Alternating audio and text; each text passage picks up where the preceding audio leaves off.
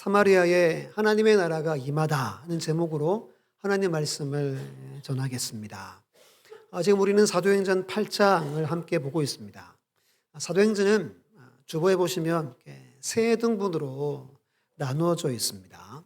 먼저 1장에서 7장은 교회가 생겨나는 이야기가 있죠. 성령 임하고 교회가 세워집니다. 교회가 급속도로 급성장하죠. 정말 천국과 같은 교회의 모습이 기록이 되어져 있고 활동 무대는 예루살렘 중심으로 유다까지 있습니다. 그리고 8장에서 12장은 사마리아 중심으로 복음이 전파되는 이야기입니다.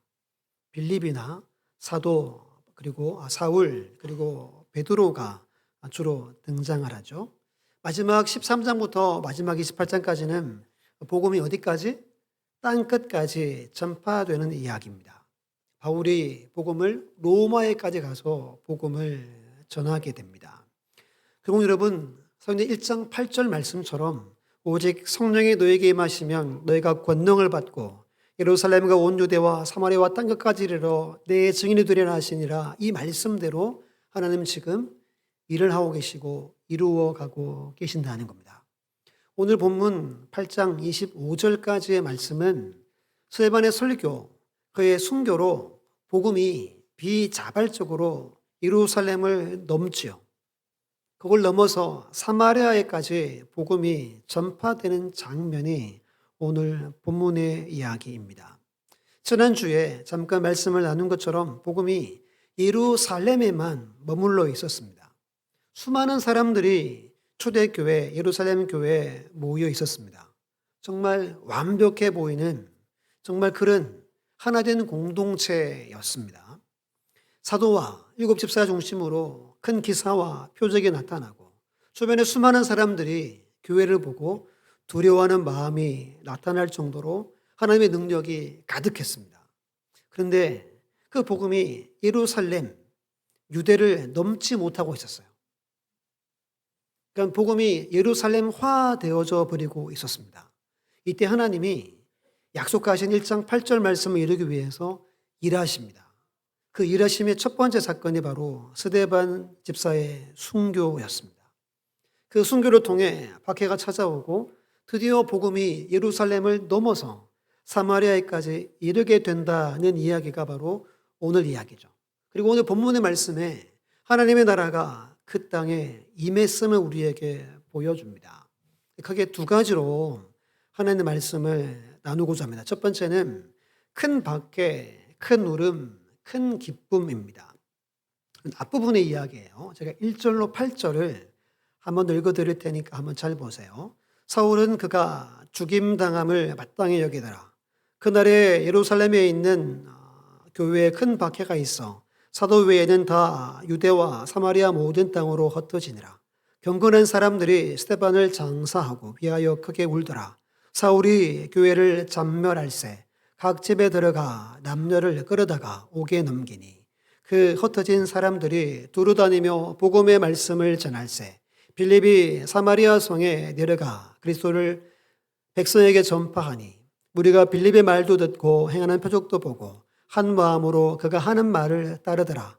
많은 사람에게 붙었던 더러운 귀신이 크게 소리 지르며 나가고 또 많은 중풍병자와 못 걷는 사람이 나으니 그 성에 큰 기쁨이 있더라. 아멘.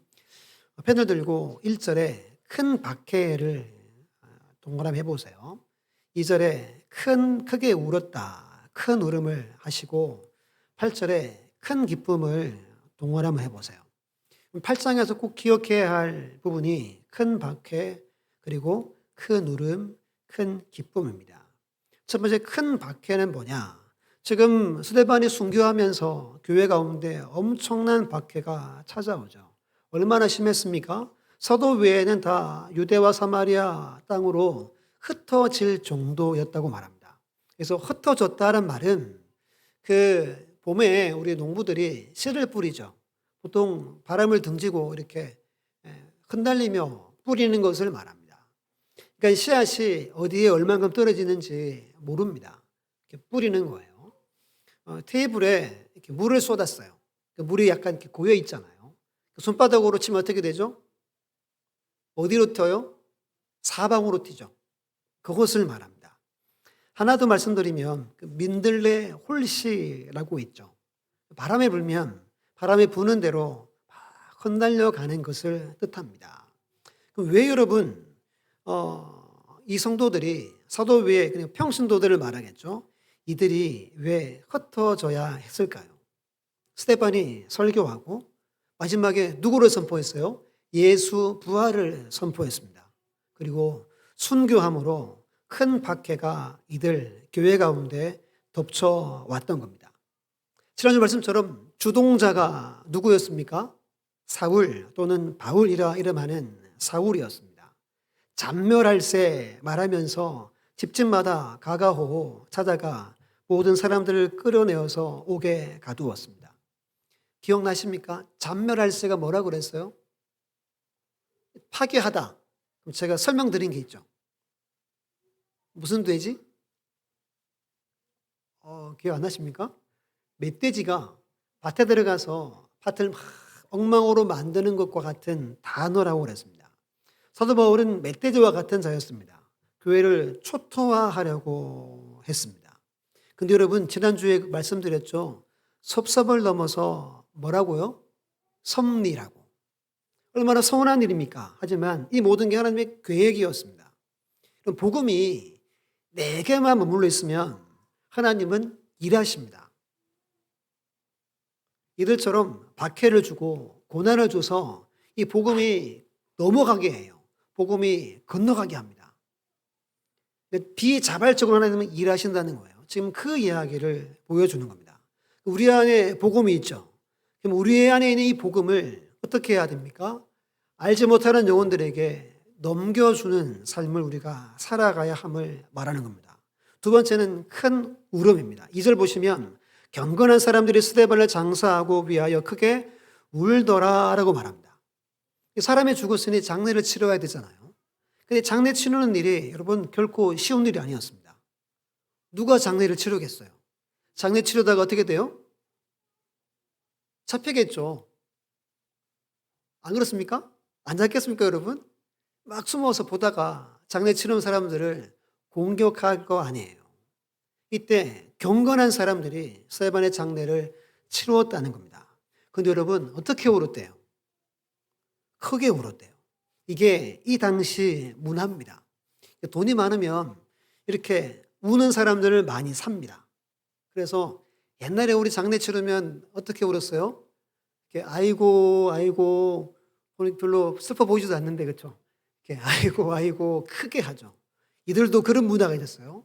그럼 돈 많으면 많은 사람들 사가지고 크게 막 동네가 떠나갈 정도로 아이고 아이고 하고 우는 겁니다.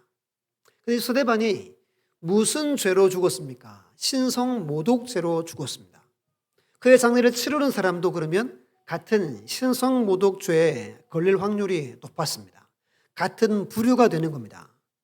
장례를 치른다는 게 쉬운 게 아니었어요. 그런데 이들은 장례를 치릅니다.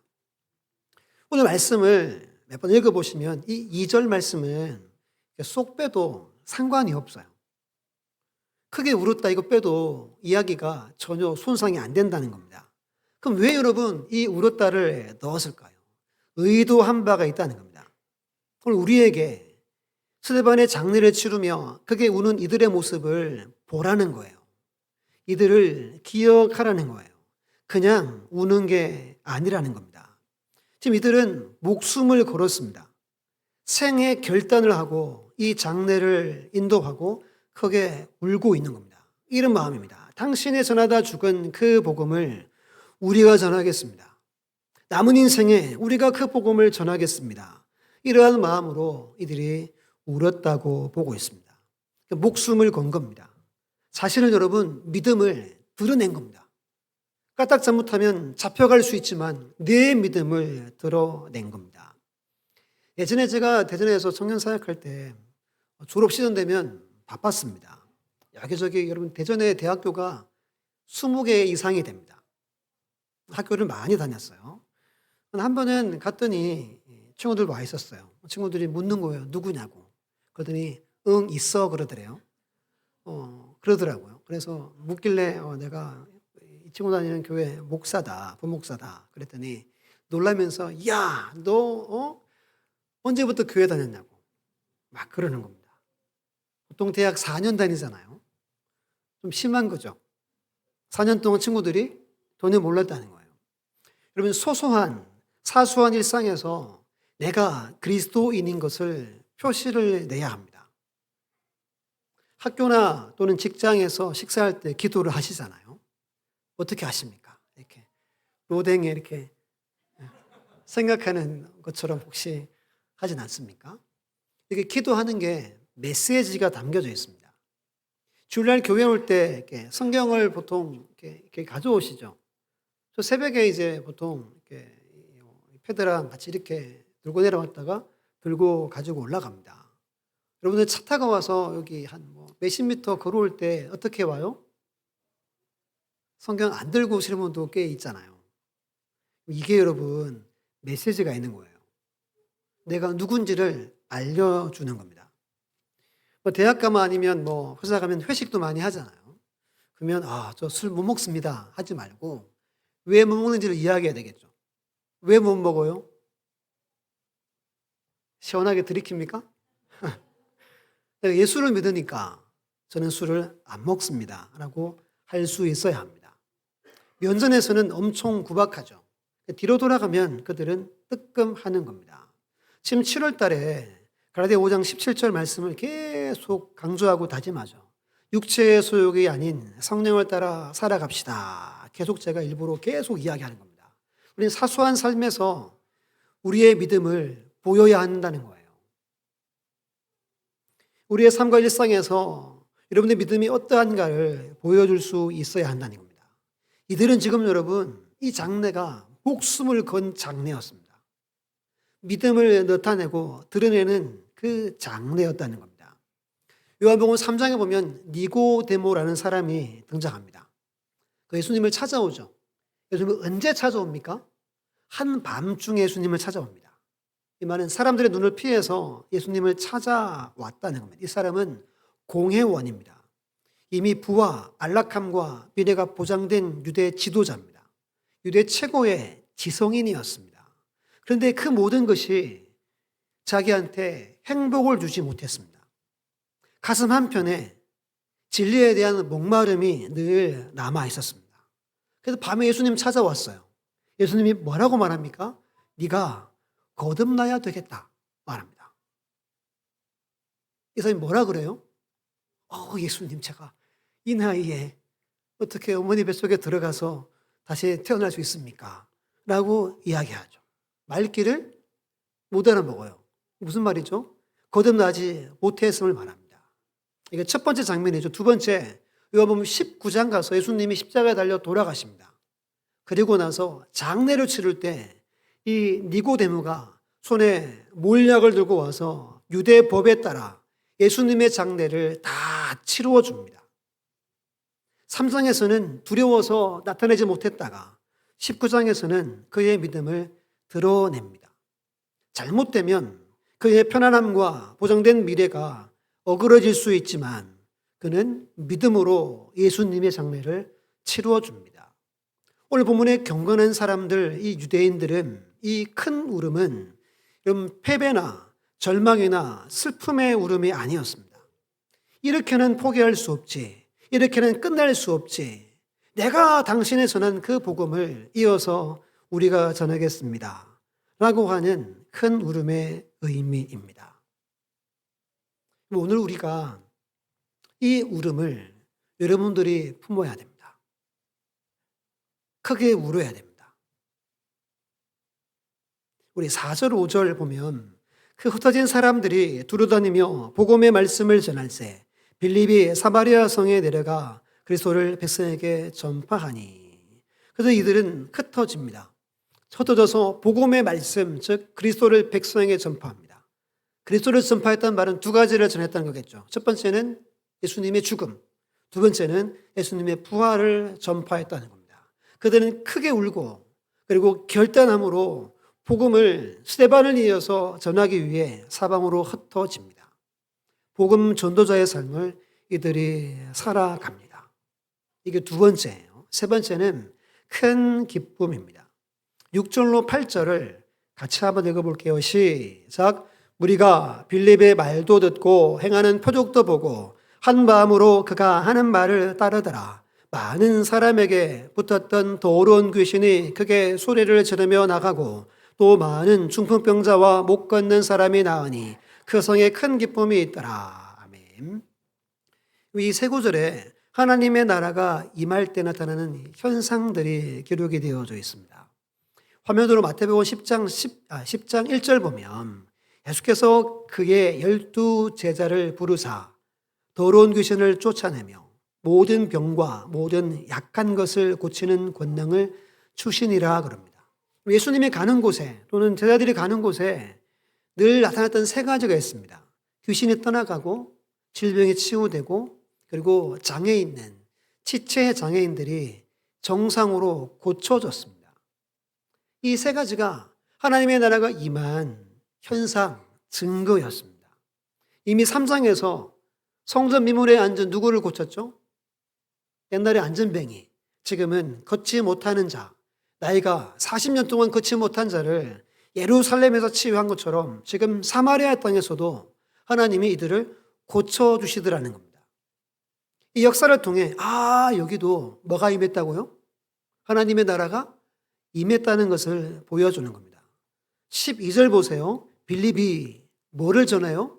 하나님의 나라와 및 예수 그리스도의 이름에 관하여 전도함을 그럽니다. 하나님의 나라가 임했습니다 라고 빌립이 그들을 가르쳤다는 겁니다. 귀신이 떠나가면 그때부터 치유와 모든 것에 회복이 있다는 거예요. 그리고 8절 말씀에 큰 기쁨이 따라오는 겁니다. 우리 몇 주 전에 한 4주 정도 누가복음 15장 탕자 이야기를 오랫동안 나눴죠. 거기에 세 가지 비유가 나오죠. 양 잃어버린 목자, 동전을 잃어버린 여인, 그리고 둘째 아들을 잃어버렸던 아버지가 나옵니다. 공통점이 뭐였어요? 다 찾아가지고 동네 사람들하고 뭐 했죠? 잔치를 벌였습니다. 즉 큰 기쁨을 누리는 게 하나님의 나라가 임한 놀라운 증거라는 겁니다. 두 구절을 한번 읽어볼 텐데요. 로마서 14장 17, 18절 함께 읽습니다. 시작. 하나님의 나라는 먹는 것과 마시는 것이 아니요 오직 성령 안에 의와 행방과 쾌락이라. 이로써 그리스도를 섬기는 자는 하나님을 기쁘시게 하며 사람에게도 칭찬을 받느니라. 아멘. 먹고 마시는 게 아니라 의와 평강과 쾌락이 내게 있으면 아버지의 나라가 내게 임했다는 겁니다. 그리고 이사야 35장 10절 말씀도 함께 있습니다. 시작. 여호와의 속량함을 받은 자들이 돌아오되 노래하며 시온에 이르러 그들의 머리 위에 영영한 희락을 띠고 기쁨과 즐거움을 얻으리니 슬픔과 탄식이 사라지리로다. 아멘. 희락이 어떻게 있대요? 영영한 희락이래요. 기쁨이 넘치고 즐거움이 넘칩니다. 더 이상 슬픔이나 탄식이 다 사라버지는 것. 이게 하나님의 나라가 어디 안에? 내 안에 임한 증거라는 겁니다. 사랑하는 성도 여러분, 복음의 말씀인 예수 그리스도의 죽음과 부활을 믿은 우리 모두에게, 그리고 앞으로 아직 믿지 못하지만 이것을 믿게 될 우리 모두에게 하나님 주신 큰 기쁨과 영영한 희락이 충만하게 넘쳐나시기를 예수님의 이름으로 축원합니다. 이 세 가지를 꼭 기억하셔야 됩니다. 두 번째는 오늘 9절로 25절에 마술사 시몬이라는 한 사람이 등장을 합니다. 한번 읽어보면 이 사람이 진짜 믿는 사람인지 아니면 가짜로 믿는 사람인지 조금은 아리송하게 본문이 기록이 되어져 있습니다. 명확하게 이야기하지 않는데 이야기를 두 번째로 잠깐 하려고 합니다. 9절로 11절 보면 제가 읽어볼게요. 그 성에 시몬이라는 사람이 전부터 있어 마술을 행하여 사마리아 땅에 사마리아 백성을 놀라게 하며 자칭 큰 자라 하니 낮은 사람부터 높은 사람까지 다 따르며 이르되 이 사람은 크다 일컫는 하나님의 능력이라 하더라. 오랫동안 그 마술에 놀랐으므로 그들이 따르더니라고 말합니다. 마술사래요. 이 마술은 오늘날 이렇게 매직쇼, 이 마술과는 완전 다른 겁니다. 재미삼아 하는 마술이 아닙니다. 보면 여러분 낮은 사람부터 높은 사람까지 따를 정도면 이렇게 마술 몇 가지 해가지고 뭐 다를 일은 없죠. 뭐냐면 외부의 어떤 어두운 권세에 붙들려서 능력을 행하는 신접한 사람이 바로 시몬이었습니다. 오늘날 한국 성도들 중에 옛날 통계가 있어요. 몇 프로가 점집 가는지 아십니까? 40%가 간대요. 우리 중에도 있을 수 있다는 이 말인 것 같은데요. 마음이 아픕니다. 아마 오래된 이야기예요. 한 요 성도님이 기도도 안 되고 응답도 없고 하는 일마다 안 돼가지고 누가 이렇게 이야기하는 거 기억나가지고 아주 신통한 사람을 찾아갑니다. 찾아가서 이렇게 점괘를 뭐 쌀을 뿌리든 뭐 이렇게 TV에서 본 거 있잖아요. 아무튼 뭐 그렇게 뭐 주문을 외우면서 점괘를 찾는데 점괘가 안 나오는 겁니다. 계속해서 안 나오니까 꼬라보면서 내가 모시는 신보다 당신이 붙들고 있는 신이 더 큰 것 같다. 깜짝 놀래죠. 당신 교회 다니지? 어떻게 알았어요? 하고 은혜를 받았대요. 그리고 이제 교회 가가지고 모르잖아요, 여러분. 구역에 가서 간증을 한 겁니다. 내가 이만저만해서 갔다가 우리가 믿는 하나님이 제일 큰 하나님이래. 이렇게 이게 지어낸 이야기인지는 모르겠지만 이런 얘기가 옛부터 있습니다. 여러분 어두운 권세 잡은 사탄은 이런 마술적 방법을 통해서 우리 심령을 하나님으로부터 떨어뜨려 놓으려고 하는 겁니다. 10절 보시면 어느 정도로 능력이 있었습니까? 하나님의 능력이라고 말할 정도로 능력이 대단했습니다. 좀 찾아보다가 알게 된 사실인데요. 1세기에 실제 인물입니다. 아무도 안 놀라시는데요. 시몬 마구스라고 검색해보면 내부에 바로 뜹니다. 그 사람이 누구냐면 1세기 영지주의자의 아주 이름 있는 교부라고도 일컬어집니다. 자기가 예수라고 이야기하고 다녔대요. 신으로 유대인의 메시아다 그러고 다녔대요. 내가 죽고 3일 만에 부활했다. 내가 하나님인데 내 몸은 이렇게 육체로 살아간다. 이렇게 이야기하고 많은 사람들이 이 사람 아래 굴복을 당했습니다.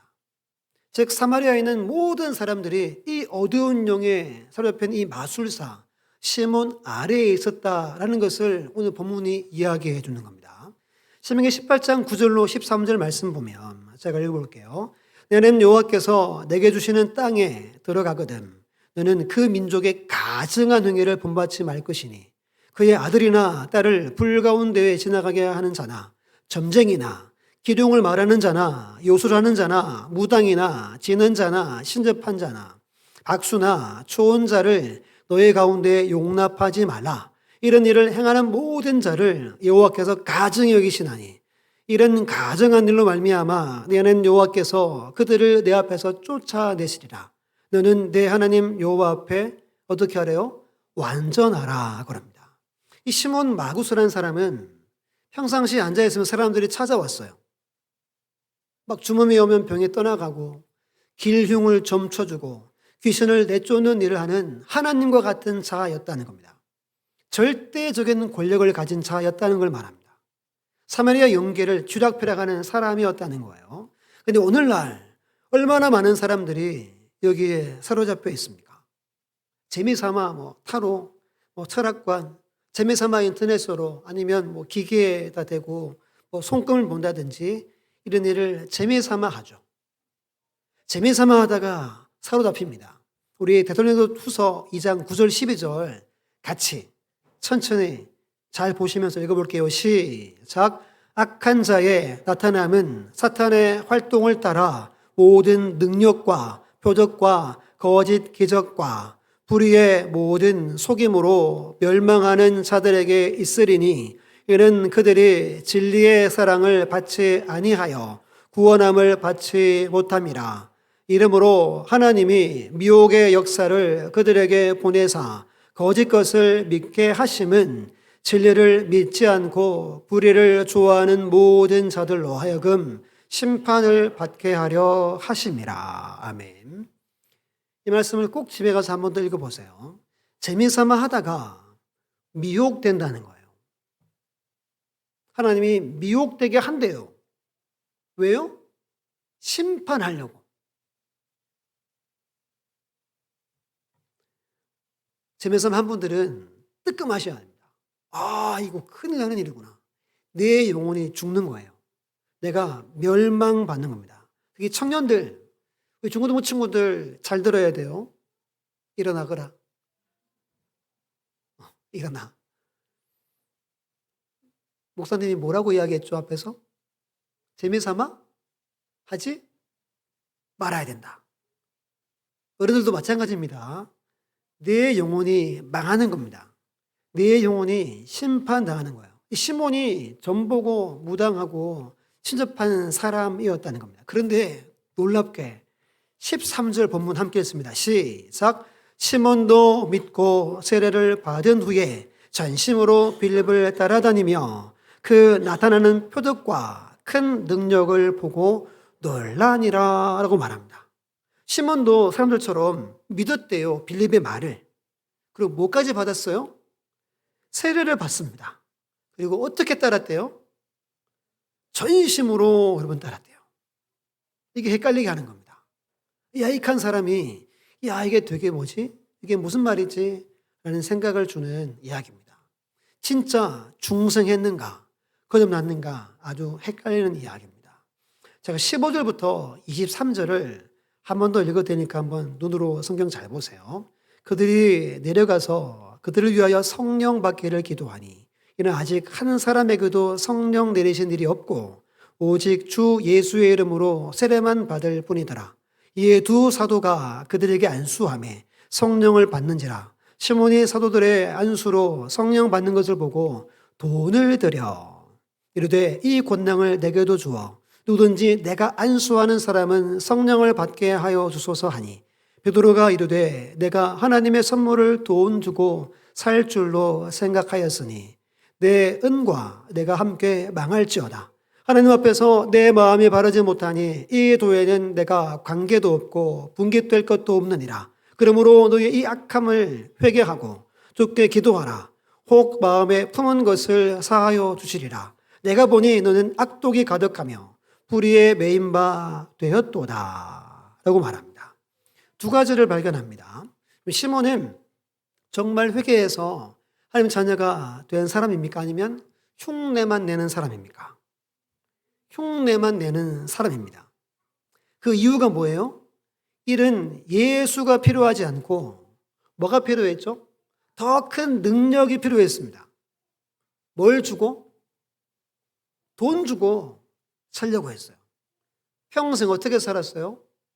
평생 능력행하고 사람들에게 하나님으로 추앙받으며 살았습니다. 근데 허름하게 입은 이 빌립이 와가지고 자기보다 비교도 안 되는 하나님의 능력이 이들에게 나타난 겁니다. 그 시몬이잖아요. 그 이름에서 시몬이라고 성직 매매란 단어가 나옵니다. 중세 성직 매매를 많이 합니다. 그러니까 이 이름을 따서 시몬이라고 성직 매매란 이름을 씁니다. 즉 돈으로 사는 거예요. 여러분 전심으로 따른다는 말과 진심으로 따른다는 말은 완전히 다른 겁니다. 전심이었어요. 능력 받으려고 여러분. 진심은 아니었어요. 자기의 필요, 자기의 유익, 자기의 출세를 위해 나도 좀 능력 주십시오 하고 따랐다는 겁니다. 지금부터 여러분 잘 들으셔야 됩니다. 오늘 말씀 보면 성령이 임합니다. 이게 제일 중앙에 위치해 있는 아주 중요한 이야기입니다. 그럼 여러분 앞에 6절, 7절, 12, 13절에 이미 이 지역에 복음에 들어가서 예수 믿었어요. 중생했어요. 거듭났어요. 근데 그 다음에 성령이 임했다라는 이야기가 오늘 이야기입니다.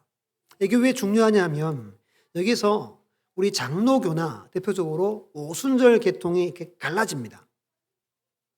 지금부터 잘 들으셔야 됩니다. 주보에 보면 영어 두 개가 나와 있죠. 성령 하면 보통 이 두 단어를 씁니다. with와 in입니다. 오순절 이전에 성령은 with였어요. 함께 했어요. 때로는 우리가 온전치 못하면 성령님이 어떻게 했어요? 떠나갔어요. 근데 오순절 이후에는 in이라는 단어를 씁니다. 성령이 어디에 오셨어요? 내 안에 옵니다. 성령이 내 안에 내주하신다라고 말하죠. 이게 오순절 기점으로 나누어집니다.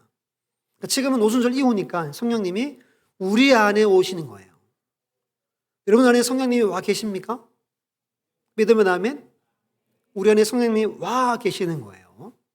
근데 오늘 본문은 여러분 고린도서 12장 3절 보면 성령으로 아니고는 누구든지 예수를 뭐라고? 주라고 할 수 없어요. 이미 앞에서 주라고 했단 말이에요. 우리 본문을 세 가지를 해석합니다. 첫 번째는 이게 제2의 축복이다 라고 해석합니다.